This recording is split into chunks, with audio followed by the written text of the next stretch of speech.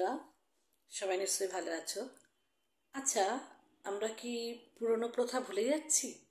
পুরনো প্রথা বলতে এই পায়ে হাত দিয়ে নমস্কার করা। আজকাল ছোট ছোট বাচ্চাদের সঙ্গে দেখা হলে তারা hello aunty, hi aunty, hello ma'am এইভাবে কথা বলে। কিন্তু একটা সময় আমরা যখন শৈশবে কিংবা শৈশবের থেকে একটু বড় মধ্যবয়স্ক ছিলাম, মানে কি বলবো, মধ্যবয়স্ক না, মানে মাঝামাঝি, জীবনের মাঝামাঝিতে ছিলাম, তখনও অবধি কিন্তু আমরা সকলকে প্রণাম করতাম।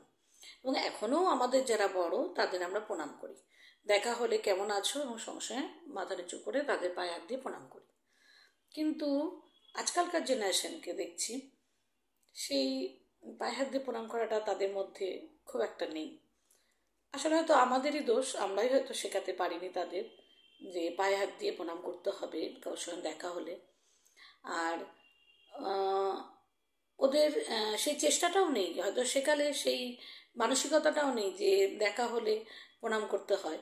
হয়তো আমি আমার আমার মেয়েকে দিয়ে বলবো যে হয়তো কারোর সঙ্গে দেখা হয়েছে, হয়তো আমাকে ধাক্কা দিয়ে বলতো প্রণাম কর।